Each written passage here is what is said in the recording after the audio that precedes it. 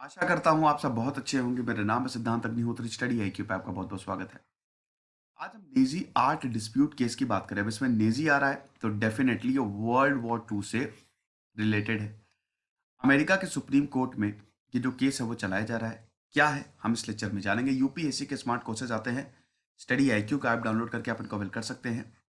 8 से 10 बजे तक मैं सारी क्वेरीज आंसर करता हूँ इंस्टा पे, तो आप यहाँ पे मुझसे सवाल पूछ सकते हैं। तो इसी हफ्ते दोस्तों अमेरिका के सुप्रीम कोर्ट ने 12 साल पुराना जो केस है, कलेक्शन ऑफ मेडिवियल आर्ट जिसको गुल्फ ट्रेजर बोला जाता है, which is on the display at the board museum in the Berlin, उस पे चलाया जा रहा है। और ज्यूस कह रहे हैं कि भैया ये तो हमारा है। देखिए प्लेंटिफ, देखिए सबसे अच्छी बात ये है ना कि जब आप इंडियन एक्सप्रेस द हिंदू पढ़ते हैं तो आपको बड़े अच्छे अच्छे वर्ड्स भी, वो कैब भी आपकी स्ट्रांग होती है। प्लेंटिफ क्या होता है? जो केस चलाता है, जो केस करता है। तो यहां पे जो प्लेंटिफ्स हैं वो आर्ग्यू कर रहे हैं कि their Jewish ancestors were forced to sell rare collection. देखिए एक चीज तो आप मानेंगे ही कि जब हिटलर का उदय हुआ और हिटलर ने इधर ज्यूस के ऊपर बर्बरता शुरू की, तो बहुत सारी प्रॉपर्टी को हिटलर ले गया। बहुत सारी प्रॉपर्टी ज्यूस को जबरदस्ती सेल करनी पड़ी, जबरदस्ती बेचनी पड़ी। नहीं बेचते तो वो मारे जाते। तो ये प्रॉपर्टी डिस्प्लेसमेंट भी बहुत ज्यादा हुआ है। ज्यूस के पास तो कोई ताकत ही नहीं थी। भैया हिटलर ने तो सीधा यही बोला था ना, फाइनल सोल्यूशन हम तो मार देंगे। ज्यूइश होलोकॉस्ट कितने सारे मैंने लेक्चर्स लिए हैं। तो यहां पे यही आर्ग्यू कर रहे हैं कि हमारे एंसेस्टर्स ने they were forced to sell the rare collection. ये बहुत ही रेयर कलेक्शन है और ये आपने बर्लिन में कैसे लगा दिया? जो हिटलर ने किया है, जो भी प्रॉपर्टी थी वो आप वापस हमको दो। भाई सिंपल सी बात है ना। वर्ल्ड वॉर टू तो खत्म हो गया, उसके बाद सबके ऊपर मुकदमा चलाया गया जो भी इस हत्याकांड में शामिल थे। तो अब जो आपने प्रॉपर्टी ली है वो आप अपने म्यूजियम में कैसे लगा सकते हो? तो इससे पहले भी दोस्तों कई बार कोशिश की जा चुकी है, लेकिन इस बार अमेरिका के सुप्रीम कोर्ट में यह मुकदमा चल रहा है। अब हम पूरी स्टोरी को जानते हैं। स्टोरी क्या है गल्फ ट्रेजर के पीछे? This is a collection of 42 pieces of church art work. ठीक है, एल्टास, क्रॉसेस सब है। 11th और 15th सेंचुरी में इसके बीच में बनाया गया था। अब देखिए ये कितना एंटीक है, ये कितना पुराना है। अगर इतना कोई पुराना है ना तो ये दोस्तों इसकी जो कीमत है वो करोड़ों अरबों में होती है। तो इसीलिए यहां पे बोला जा रहा है कि ये आप हमको वापस दे दो। और ये किसको? It is named after one of the Europe oldest princely house, the house of Guelph. इसीलिए तो ग्युल्फ ट्रेजर बोला जा रहा है। मैं प्रोनाउंसिएशन ठीक कर रहा हूं ना? तो the collection was housed at the Brunswick cathedral in Germany. यहां पे इसको रखा गया है। कहने का मतलब यह है कि 11th और 15th सेंचुरी के बीच में बनाया गया था। किसके ऊपर नेम किया गया इसको? जो गिल्फ है उसका नाम, यूरोप में बहुत सारे प्रिंसेस के हाउसेस हैं। प्रिंसेस के हाउसेस मतलब आप ये मत समझिएगा कि घर, हाउस मतलब होता है पूरा ग्रुप। ठीक है ना? तो यहां पे इनके अलग साम्राज्य चलते हैं। तो यूरोप में बहुत सारे, देयर वर मेनी हाउसेस। तो houses of the house of Guelph of Brunswick Luneburg, उसके ऊपर ये नाम दिया गया है। अब दोस्तों 1929 में क्या हुआ था? 1929 में हिटलर का उदय हो रहा था। 1933 में हिटलर के पास पूरी सत्ता आ गई थी। तो 1929 में द ड्यूक ऑफ ब्रुंसविक ने 82 पीसेस, 82 पीसेस जो हैं ये बेच दिए थे। Frankfurt based Jewish art dealers Semmy Rosenberg, Isaac Rosenbaum, Julius Falk Goldschmidt और जकैरियस हेकेनब्रॉच, ये ज्यूइश आर्ट डीलर्स थे। तो इन्होंने क्या किया था कि 82 pieces from the collection to a consortium Frankfurt based Jewish art dealers, इनको बेच दिए थे। अब इसके कुछ पार्ट्स जो हैं they were exhibited in the United States और अमेरिका के म्यूजियम में लाए गई है। तो आप देख सकते हैं ये जो जेड लेबर है जिन्होंने ये केस किया है, ये बताते हैं, ये फोटोज दिखा रहे हैं अपने ग्रैंडफादर की। ये देखिए आप, ये देख सकते हैं, ये सारी फोटोज हैं। ठीक है, जिन्होंने, ये आर्ट डीलर्स थे। ये जो आपका नाम दिख रहा है ना, ये बेसिकली आर्ट डीलर्स थे। तो ये फोटोज दिखा रहे हैं कि देखिए मेरे पास तो पूरा सबूत है और इसीलिए जो चीज हमारी है वो हमारी है।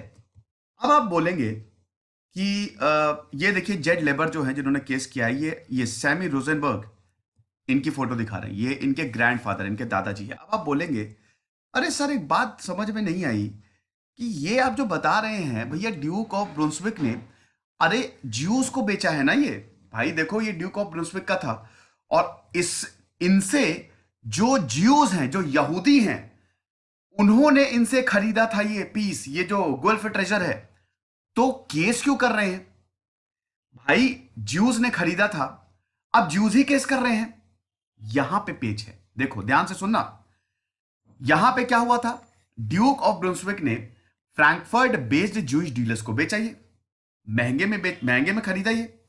अब जब हिटलर का उदय हुआ 1935 में, 1935 में 42 pieces of collection were sold off to Hermann Goring. Hermann Goring कौन था? Second in command, president of Reichstag, Hitler का दायां हाथ हरमन गोरिंग, जिसने हत्याकांड चलाए, बहुत हत्याकांड चलाए। और हरमन गोरिंग जो है एक वॉर क्रिमिनल था, इसके ऊपर मुकदमा चला, फिर इसको सजा हुई, फिर फांसी हुई। हरमन गोरिंग को यह बेचा गया था एजेंट्स को। यहां पे क्या हुआ कि जूइश डीलर्स जो थे उन्होंने हरमन गोरिंग के एजेंट्स को बेच दिया। और हरमन गोरिंग जो था, जो कि मोस्ट पावरफुल लीडर था नेजी पार्टी का, उसने हो सकता है ये हिटलर को बेच दिया, हो सकता है, पक्के तौर पे हम नहीं कह सकते। भैया हरमन गोरिंग ने ही तो गेस्टापो बनाई थी, वही गेस्टापो जो जिसका सिर्फ यही काम था। गेस्टापो जर्मनी की पुलिस थी जिसका सिर्फ मारना काम था, मारती थी। शराबी, कबाबी, क्रिमिनल सब उसमें भरे पड़े थे। तो वही गेस्टापो जो है वो बहुत खतरनाक थी, हरमन गोरिंग ने वही बनाई। तो ये गोरिंग की बात करें, गोरिंग प्रूसिया का प्राइम मिनिस्टर बनाया गया था, और गोरिंग जो है मे बी उसने हिटलर को ये दे दिया हो। अब आप बोलेंगे तो इसमें भी कौन सी बड़ी बात है भाई, एक से खरीदा दूसरे को बेच दिया। यहां पे दे वर फोर्स्ड टू सेल, यही तो केस है ना। फ्रैंकफर्ट बेस्ड जूइश डीलर्स जो हैं, इन्होंने इसको 7.5 राइश मार्क में खरीदा था और आधे पे बेचा है, 4.25, बहुत कम पे बेचा है। And they were forced to sell, जबरदस्ती इनसे खरीदा गया, ऐसा है। अब ये जो केस है for the reinstitution of the Guelph treasure, इसको 2008 में जर्मनी में किया था, लेकिन तब ये लिम्बैक कमीशन ने इसको खारिज कर दिया। लिम्बैक कमीशन क्या है? ये एक एडवाइजरी बॉडी है on the return of the cultural property seized as a result of Nazi persecution. बताता हूं, वर्ल्ड वॉर 2 के दौरान नेजी ने thousands of pieces of art all across the Europe confiscate किए। हिटलर ने भर भर के लूटा, पूरे यूरोप को लूटा जहां उसको आर्ट मिली, क्योंकि हिटलर ने ब्रिटेन को छोड़ के पूरे यूरोप को जीत लिया था। तो जहां पे भी हिटलर आर्ट का बड़ा शौकीन था, या वो तो एक समय पे आर्टिस्ट ही बनना चाहता था ना, तो जहां पे भी उसको आर्ट मिली, वियना के आर्ट स्कूल में गया था, 2 बार फेल हो गया था, राइटिंग बहुत गंदी थी, आर्ट बहुत गंदी थी, तो आर्ट का बड़ा शौकीन था वो। तो जहां पे भी ये एंटिक पीसेस मिले सब ले लिया, सब कॉन्फिस्केट किया। और ज्यूस के से तो, क्योंकि ज्यूस से तो बहुत नफरत करता था, और भाई यहूदी बड़े अमीर हुआ करते थे, यहूदियों का मेहनत का पैसा है, बहुत ज्यादा पैसा, इसीलिए तो बहुत सारे लोग जलते भी थे ना भाई, माइनॉरिटी में, और इतना ज्यादा पैसा उनके पास, बड़े टैलेंटेड कौम है यहूदी, ज्यूस जो हैं, तो इनके पास बहुत ज्यादा पैसा था, बड़े जबरदस्त गहने और क्या कहते हैं आर्ट जो है ये सब इनके पास रहती थी। तो all across the Europe confiscate किया। अब उसके बाद इसको greatest displacement of art in human history बोला जाता है। आप समझ सकते हैं कि हिटलर ने कितना ज्यादा लूटा, जहां पे भी आर्ट मिली, कोई भी पेंटिंग, कुछ भी मिला, कल्चरल एसेट मिला, उसको ले लिया। तो लिम्बैक कमीशन को 2003 में बनाया गया था, 2003 में इट वॉज फॉर्म्ड। क्यों? For the restitution of the such pieces of art, ताकि जो भी डिस्प्लेस हुआ है वर्ल्ड वॉर 2 के दौरान, जो भी आर्ट इधर से उधर गई है, उसको उनके ओरिजिनल मालिक के पास लौटा दो, रिस्टिट्यूट कर दो। अब इस केस में क्या है, ये तो हमने एक पक्ष को सुन लिया। यहां पे लिम्बैक कमीशन का कहना है कि गुल्फ ट्रेजर जो है that was not a forced cell.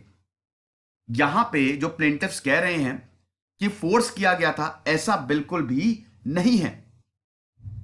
Commission की जो फाइंडिंग है, Gulf treasure was located outside the Germany. 1930 से गुल्फ ट्रेजर जो है ये जर्मनी के बाहर था, तो जर्मनी स्टेट का कोई एक्सेस था ही नहीं।